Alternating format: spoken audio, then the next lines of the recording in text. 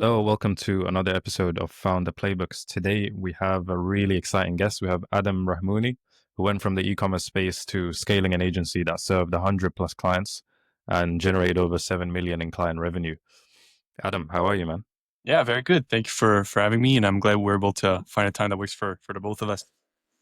Absolutely, man. Tell me a bit about your journey to this point. How did you get into, B2B outbound growth? And Yeah, how did you come to serve 100 plus clients? yeah, man. Appreciate it. So really came down to like who I started with. So I have my partner. His name's Greg, and yeah, we just really like met each other at school. So went to McGill University, studied in finance and marketing. I met Greg.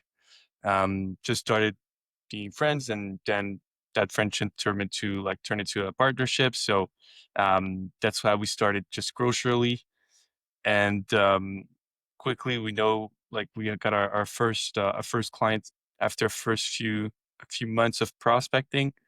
Um, did a great job for them, so that turned into a few referrals, and now we were able to scale this to you know, up to yeah, about 100 clients in total in different industries. So marketing, finance, accounting, SaaS companies.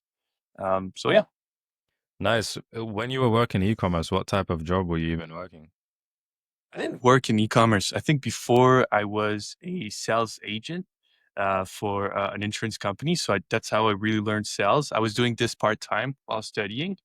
Um, that's kind of also where I learned how to do sales. I was pretty good at it.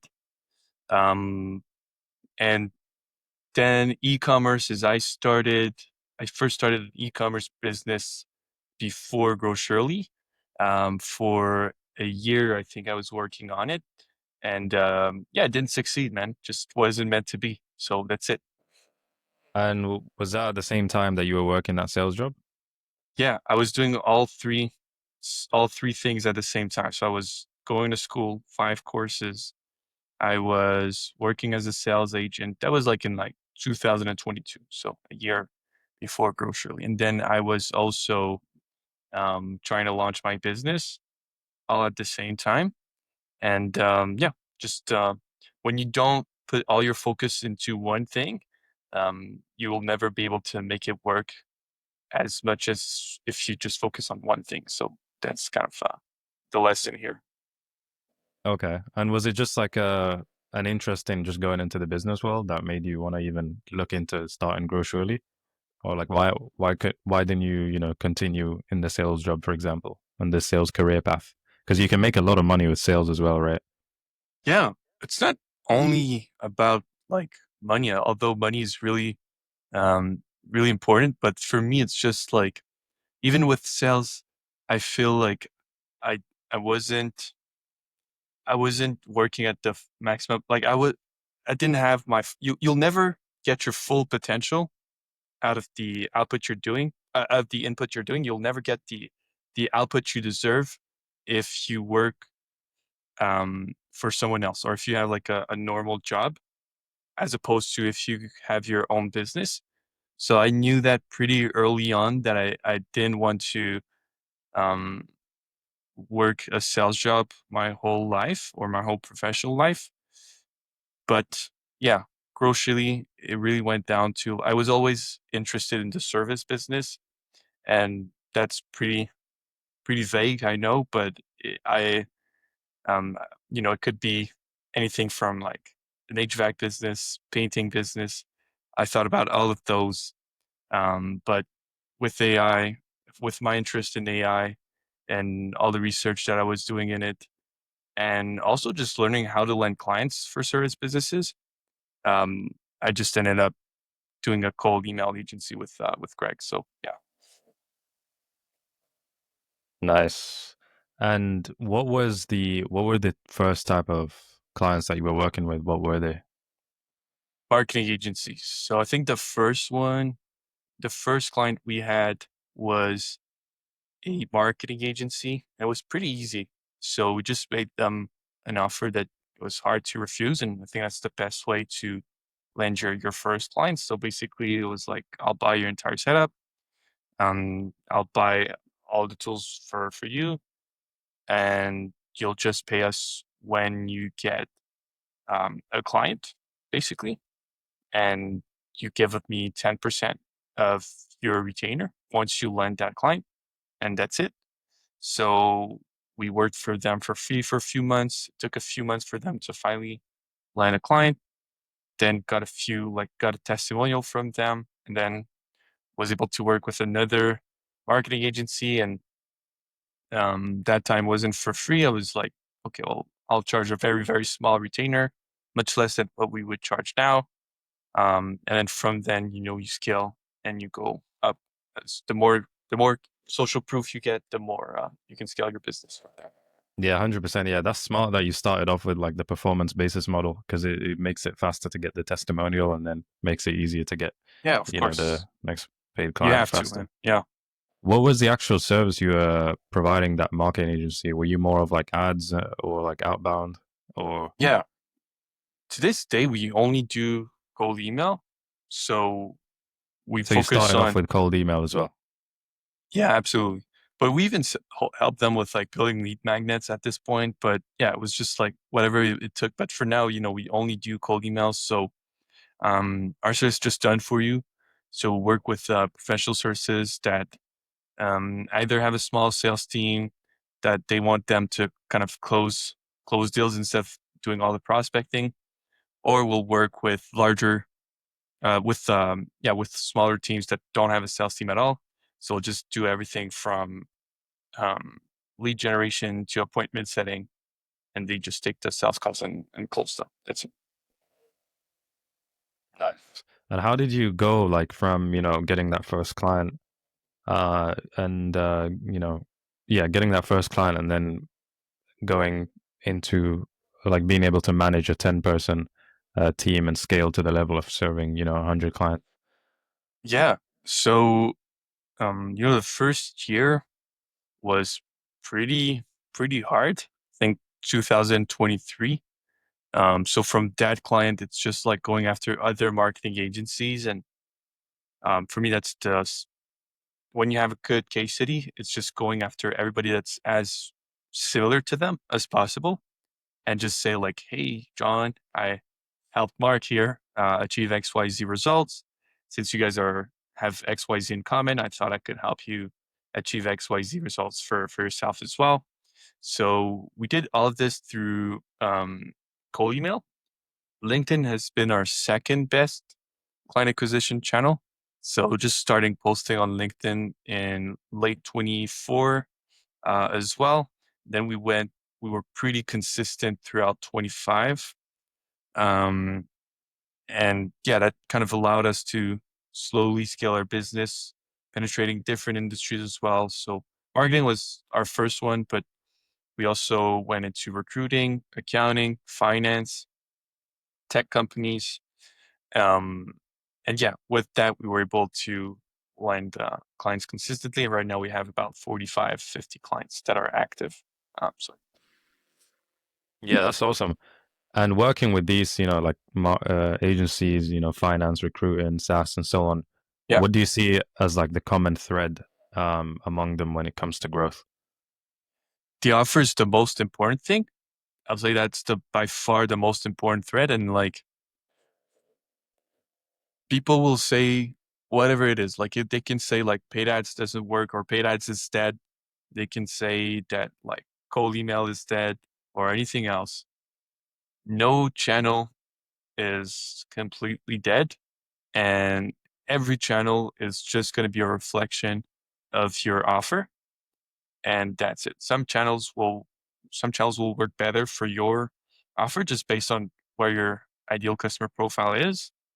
So I don't know if Facebook ads would work extremely well for us, for instance, but any channel will is just a reflection of your offer. And when you do cold outbound or cold traffic, that's where you really kind of see if your offer is ready for cold traffic or if it's only an offer that can scale through referrals. Like a lot of our clients only scale their business through referrals. So for us to partner with them, we always ask like, are you open to switching your offer or reviewing everything to make sure you have a product market fit and scale to a cold audience, basically.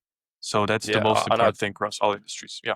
yeah, and I'd love to dig a bit into that. Do Yeah. you have an example of a client who, was coming in just relying on referrals, and then you guys like, made up a new offer that's more cold ready, and like what results we're Yeah, for seeing sure. from that? So we work with a lot of branding agencies, and yeah, one of our clients really scaled like you said through referrals pretty much only throughout their.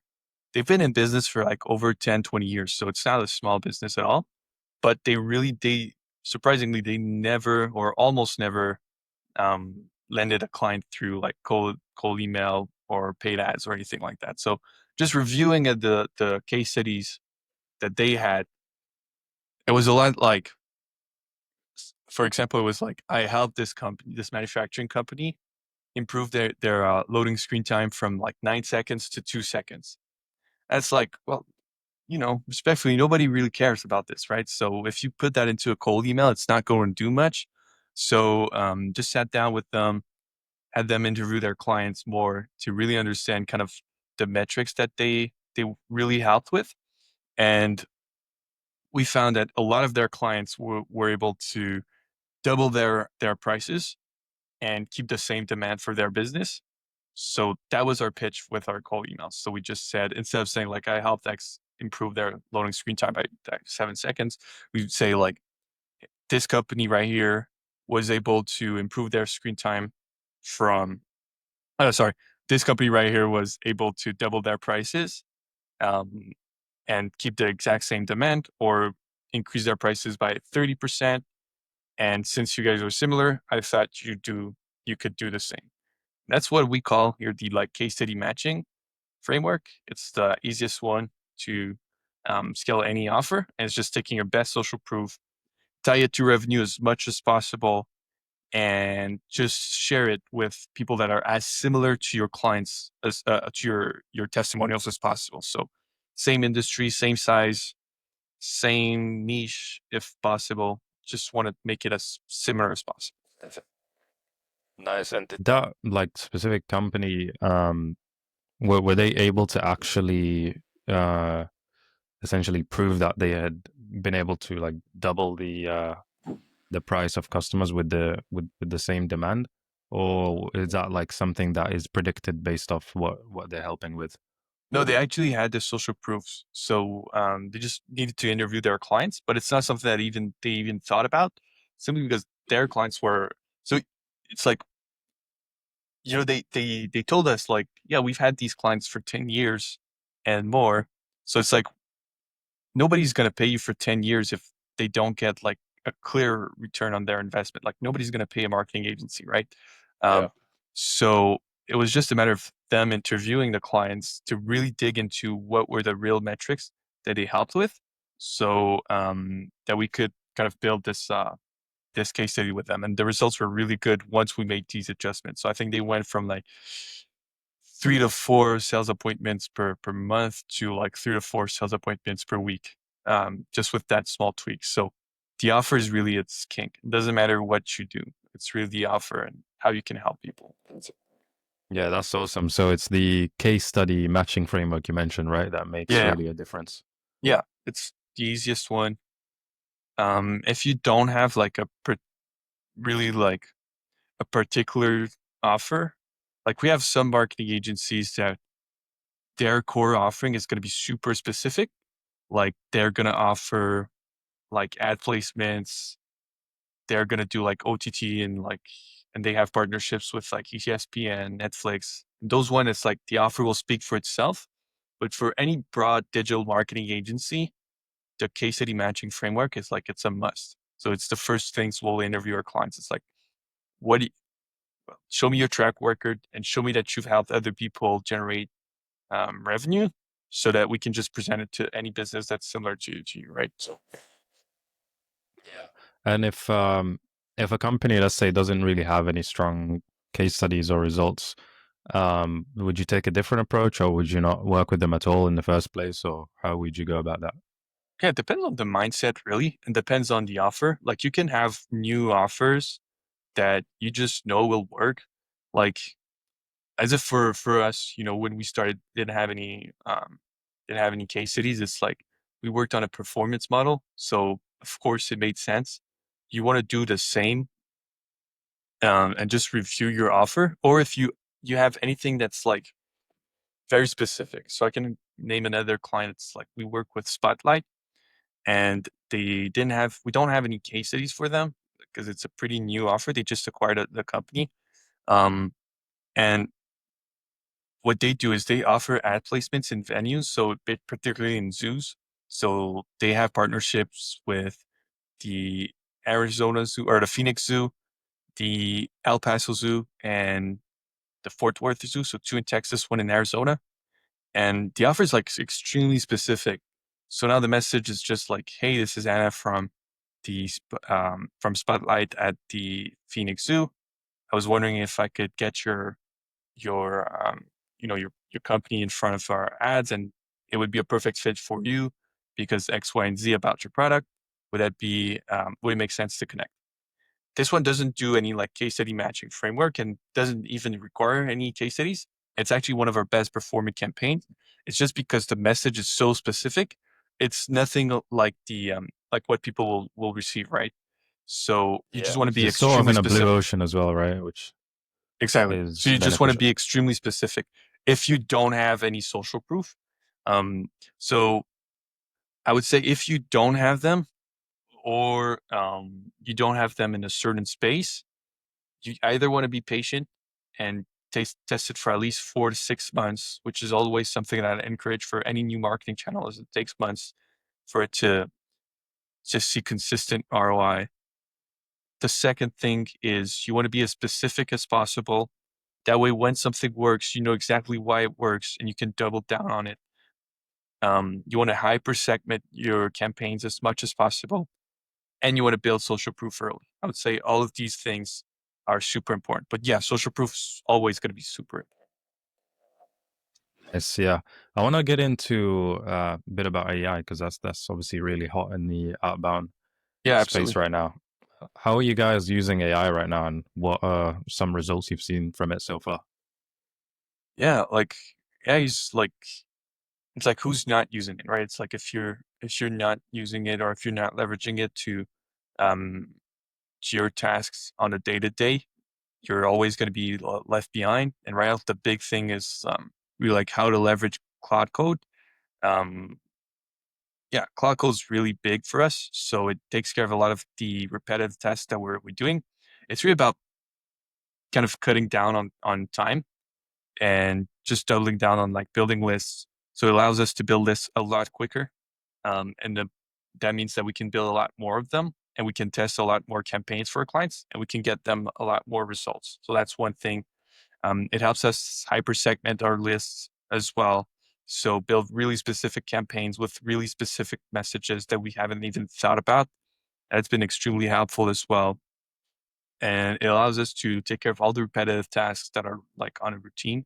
So if I say like on, let's say every day at 7 a.m., I want you to go on instantly and check the bounce rates and stop all the campaigns that have a bounce rate that's over like 1 or 2%. It's going to do it without us having to code anything or build any software. So that's extremely helpful for us as well. The only thing I would say is don't overly rely on AI just yet. You do want to have kind of it's the brain behind the AI that counts the most. That's what I like to say. So, um, yeah, that's kind of how we're seeing it. But what about you? How are you using AI in your day to day? Yeah, we're using a lot of Cloud Code at the moment as well. Building AI custom workflows for B2B SaaS companies and agencies. And yeah, one thing we've recently come to find is that um, like an AI that handles that basically works as an SDR, which is the software we're building on the side. It's like an Yeah, AI SDR.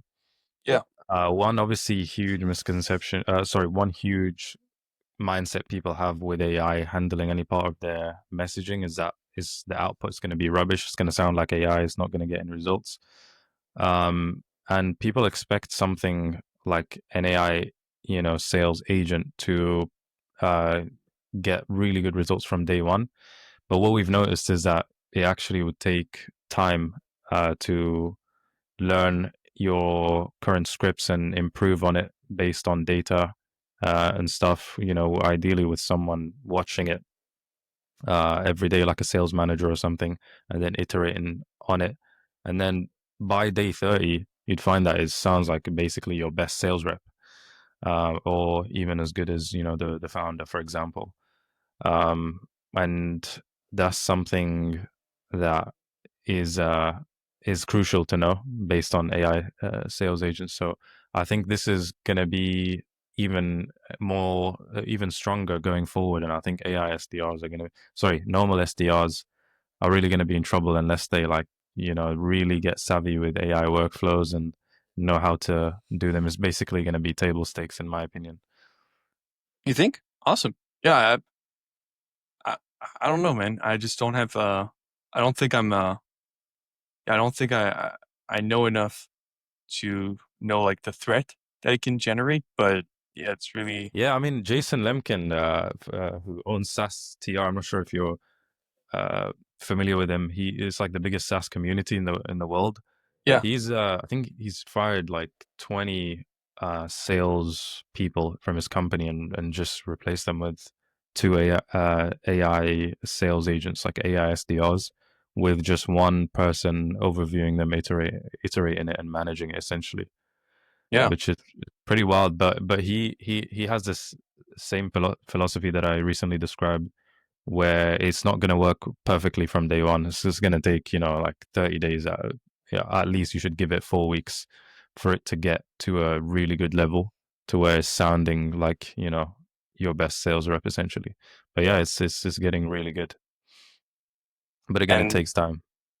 yeah, I noticed also like even Instantly is implementing it right now for cold outbound, so you can have the SDR that goes into like each campaign and learns from it as well. So that's also something that you want to leverage as soon as Yeah, possible. yeah, yeah, definitely. Yeah, I'd recommend instantly's AI sales agents for people that are just getting into the AI agentic sales space, because it's easy to use the site, and it's inside instantly. They've done all the coding for you basically. However, the only thing with that is that it's purely email, so you can't do any multi-touch or any LinkedIn with it, and so it's not as like good as a custom AI SDR, for example, that is built for your specific company, or just like an AI SDR software in general. But it's a brilliant starting point, to be honest. Awesome. Um, I wanna give like a little scenario here. If let's say a B2B SaaS company comes to you with a small total addressable market, say like 20,000, how would you go about their outbound strategy, or what would you recommend? Yeah, I would say 20,000 is already like decent enough, assuming that that includes like that's the exact like ICP, and that includes Google and Outlook. So you can contact probably about like half of them accurately, and while ending in an inbox. So that's good start. I would say the one thing you really want to make sure of if you have this small of a TAM is just to hyper segment your lists as much as possible. So assuming that just for the sake of the example, assuming that the SaaS is for restaurants, okay? Um, you don't want to just launch one campaign where you spray and pray to like all different restaurants. You want to hyper segment it as much as possible based on the types of restaurants. So you can have like limited service restaurants versus sitting restaurants, and then you can have expensive menu restaurants versus non-expensive menu restaurants. You want to launch that. You want to segment these. Then you can even have restaurants based on location. You can segment based on how do they have an alcohol section or no? Do they accept groups or no? Depending on what the SaaS does and everything, right? Obviously, you want to make sure that it's going to be relevant, but that's how you're going to make the most out of the list is by having as small of a list as possible. It's a lot more work. Don't get me wrong. It's going to be a lot more work to do, but this is what's going to be worth it for sure, as opposed to just spray and pray it to the entire, like all the restaurants that's part of your ICP and hope for the best. You don't want to leave anything to hope, and you just want to hyper segment it as much as possible. So every time we have a new client that has a small TAM, we just want to make the most out of the list to make something like you'll even send fewer emails. So you could send even 300 to 400 emails per day. And we've had clients that were able to still get like 5 to 10 meetings per week with that many emails just because the lists were so segmented that it almost feels like manual. And you want to make sure that when your recipient receives the message that they think that, yeah, this email was written for me. And that's what's going to make the most out of your time. So that way you can get through the list in 3 months, get consistent sales meetings. After 3 months, it's a new quarter. You can just reuse the list and go from there as well. But you just want to segment it as much as possible. Yeah, that makes sense. How are you going about like personalization? Yeah. I don't believe our mindset's like we don't believe in AI personalization at scale. It did work in like 23 when nobody was familiar with it. But right now it's like when you have an automated icebreaker, it's like everybody knows that it's AI. It doesn't impress anyone anymore. So for me, I see personalization as like being as segmented as possible. And a lot of times our copies won't even have any like AI variables in there other than like first name, company name. The personalization is just so focused on the hyper segmentation and the pain points that we're elaborating. It's like you're going to read the message. Again, it's going to feel like, yeah, this email was written for me. And that's how I see personalization. It's just how relevant your message is and just how segmented your leads are. Not like any like AI personalization or anything at scale. I just don't believe in that. Yeah. Do you have any examples of like first liners that are like your go-to usually for like, some of the companies that you're serving or that you've seen? It really depends on like you just want to, it's always going to be different. You just want to catch like the first liner is the most important part of the email copy. So you just want to catch the attention as much as possible. And you want to work with the tools that you have. So just going back to maybe the zoo example, our first liner is, hey, this is Anna from the Phoenix Zoo. That's our first liner because it's going to catch the attention just for itself. But if I were to use the email myself and say like, hey, this is Adam from Grocery, it wouldn't get the same success because grocery is not as well known as the Phoenix Zoo, especially with if you're targeting people in Phoenix, right? So you just want to work with the tools that you have and just catch the attention as much as possible. Or you start with a pain point, right? So for us, we say like, hey, I know that you're relying, like most companies in your industry are relying on referrals. So reading that alone, it's gonna feel like, yeah, that's me. I'm relying on referrals. That's my day to day. Let's learn about a bit more about like what they have to say or how can they solve that problem. So you just want to be as specific as possible and talk about a problem that's part of their day to day. That's kind of how I see it for sure. Nice. Yeah, yeah, that makes sense. I was wondering in regards to tools because I know like Toolstacks is a big thing now in outbound. There's so many new tools coming in the market and stuff. What are your thoughts on tools? Because some companies are using like 47 different tools and so on. Do you think they like it helps to have that many tools, or should they be consolidated? Or just what's your thoughts on that in general? Yeah, I think you want to use the 20% of tools that are going to bring the 80% of results.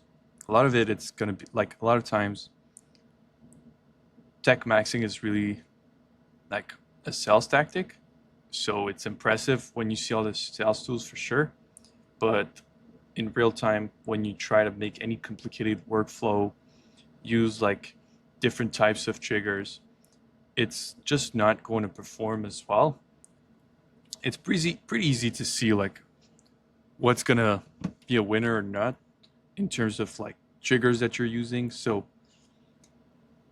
let's just take for instance, if you're tracking people that like your posts on LinkedIn and you want to build a campaign off this, you're either not going to reach out to the right people or your ICP, or you're just going to be so um, like you're going to have a list that's so small that you won't be able to really make the most out of it.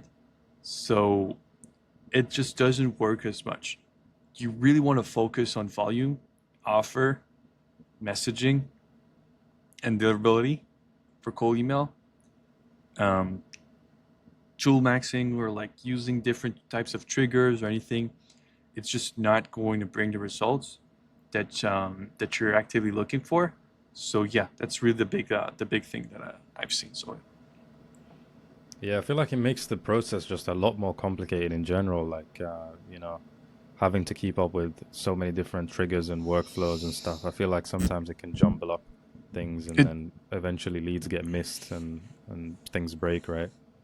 it does two things. Look, first, you want to show that it's really hard to replicate. So people use a bunch of different tools, and it's going to be impressive, and it's going to be like, yeah, we can't do this in house, so let's just work with this agency or work with this person to do it. And the other thing is, yeah, it really like it yeah, just really positions our position yourself like as a tech expert, which is great, and just double down and do it. All I'm saying is like in practice, it's that's just not how it works, and the real thing is the fundamentals. It's like deliverability, copy, etc. It's just a lot more boring. So when you put that in YouTube or in your LinkedIn content, it's just not going to be as attractive. So people will always, including myself, by the way, but people will always talk about like the tools that they're using. But in practice, got to be honest, there are just a few tools that are worth it. For me, it's like instantly hypertat for SMTPs and Clay for data enrichment, and that's pretty much it. Like there are a few other tools obviously that we're using, but those are the main ones, the fundamentals, and then the rest it's all about like strategy, messaging, and durability. That's it. Yeah, absolutely. I agree. Yeah, foundations are what matters really. I've seen that you guys use a lot of clay in your workflows. Yeah. How would you recommend a company to use clay, and what are the like the top three benefits they would get from using clay, or say when you implement clay in their business? Um, yeah, really data enrichment. So there are just so many use cases for Clay. Um, for instance, for us, when we get an inbound lead, our form will just put your email, and with Clay, you can enrich all the data. So you can scrape like the phone number, the LinkedIn profile, and everything. I think that allows us to kind of work on an omni-channel presence. Like you said, it's super important, right? You just don't want to do only cold email. Um, so a lot of people don't use Clay or don't talk about Clay for like the inbound benefits, but inbound's like for any big team that gets a ton of inbound, that's probably going to be like a huge benefit for them using Clay.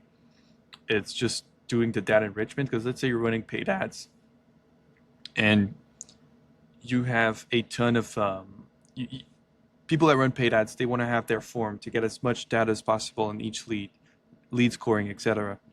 But they don't want to put too many questions as well because they would just want to get as many leads as possible. With Clay, you can have very few questions, just a work email. As long as it's a work email, you can scrape all the other data that you may want. So anything that's available online, you can find it with just a work email as well, like phone number, um, website, obviously, LinkedIn profile, company type, company size, number of employees, who's their manager, who's the person under them. You can find all the data. Is this person a decision maker? And you can do a lead scoring with Clay all through one email. So that's for me, one of the biggest benefit. It's something that people don't talk enough about. It's yeah, Clay's like really like I saw someone say like Clay's the Costco of leads, and I agree 100%. It's like you can have all the data possible about like any person that's available online, either from LinkedIn, Google Maps. So it's that's one thing. And then obviously for outbound, that's what most people talk about is you can use as much personalization as possible. So you can be extremely segmented with your list and everything goes through Clay. So you can target people based on location, based on industry, precise industry, job title, and the more precise your leads are, the better your messaging will resonate. Um, so that enrichment is like it's extremely important. So Clay is the best tool for this, in my opinion. So we're really excited about. Yeah, yeah, absolutely, man. You should make YouTube long form content and just content in general about like using more Clay for B2B businesses because a lot of them are familiar with the tool, but they're not familiar with how to use it in a really good outbound process to Yeah, actually drive results. Because it's not enough to just enrich leads and score them and personalize them if you don't know who you're targeting or if your campaigns are rubbish and stuff. But yeah, that's pretty cool. yeah. There are a lot of there are people already doing it, very works very well. But yeah, man, stay tuned. I think yeah, we'll start our YouTube channels, me and my partner, about a month or two. Nice. Yeah, good stuff. How are you guys thinking about scaling Grow Surely? I know you mentioned you're looking to get more enterprise deals Yeah, and enterprise partnerships. Yeah, what's the goal for, the end of the year? These 6, 7 next months. I think being a better partner with Clay is one. So I'm hosting the event in Montreal about 2 weeks. Just meeting more people, learning about like what are the best use cases or what are the needs of people with Clay, especially in the mid market to enterprise. So that's one thing. Second thing, most important for us, it's been like doubling down on volume. So do more of what's working for us to land clients, which is sending more cold emails, um, posting more content. And the third one is really like building a good position, like really think deep about our positioning and like what we do differently. I think we're kind of starting to figure it out, but doubling down on it when we post content, post more and better content as well, and try on different channels. So like YouTube is one, really show more of expertise. I think that's one thing that in 25 we didn't do well enough, and it's just a good opportunity for us to double down on it to scale our business to the next level. So really exciting stuff. Absolutely. Let's do a another quick scenario question.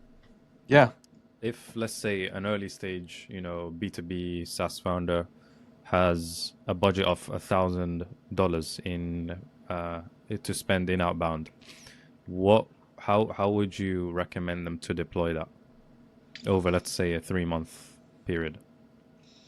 I would say really focus on having the best offer possible because you're not going to be able to have a ton of volume for 1,000 a month, but you'll still be able to send probably up to 2,000 emails per day. So that's like good enough to gather data pretty quickly. The second thing is probably use like one or two like bulk lead gen source, like our lead provider, like Apollo is probably the cheapest one. So that way you can really rely on volume. And with 1,000 a month, you won't get the results.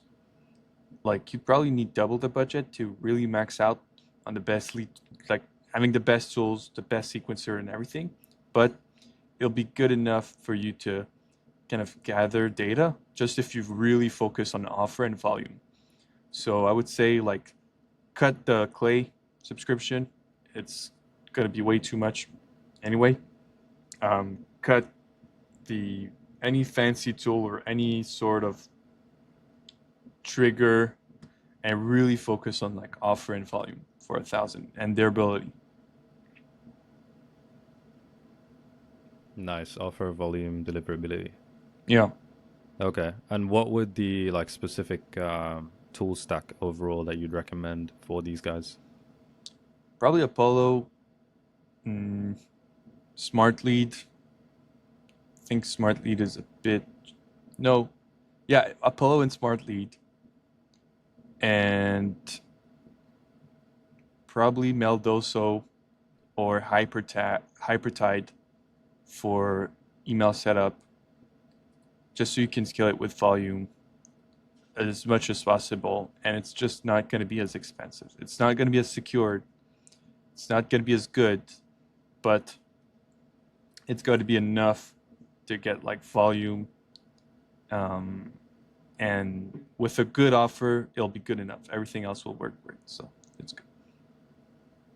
Nice. And would you recommend them to try and implement any personalization or just offer and then just, go like volume Not to pretty start much? like volumes. Wait, like put all. Let's say you have any limited budget, put all of it on volume. See what the offer like. How's the market responding to your offer, and then go and do the personalization. So like always do more. It's like always do more before you start doing better. Always like Hmm. just do more of what's working, and then you can worry about like okay refining the messages or switching the first line. Like that's how you'll perform better as opposed to like having really limited volume but doing all the crazy personalization. That's not the 20% that's going to bring 80% of the results. The 20% that's going to bring 80% of the results is volume and offer. Really. Yeah. Yeah, that's great. I think that's one of Hormozi's principles, I think as well, which is like first you do more, then better. And then I believe there was a third thing. It's new. It's like New. let's say Yeah, you yeah. want to do cold it's first better to do, and yeah, like that's all Alex or Mosey. Yeah, it's like um for us, it's like we thought about how do we scale our business. We're sending 5,000 emails per day for us.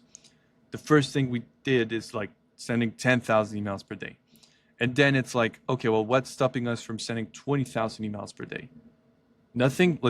Let's just do it to get more meetings, more quality meetings, etc. And then it's like when we scale this to a point where we can't do any more of it, then it's like okay, well, how can we optimize our messages as much as possible? How can we hyper segment it even more? How can we use different triggers to use some omni-channel presence or like people that viewer profiles, etc. And then once we've done it and we're thinking about what's next, then it's like okay, well, how do we like implement a new channel, like cold calling or anything else? But until we're at that stage, we won't think about implementing any new channels. Like, Yeah, absolutely. Well, we'll wrap it up here, Adam. It was a great episode. I'm sure a lot of B2B founders and sales leaders got a ton of value. Where can people find you, man? yeah, just LinkedIn, Adam Ramuni, and just talk to me, man. I talk to everybody. Yes, sir. I love it. Yeah. Take care, my Awesome. friend. Thank you very much.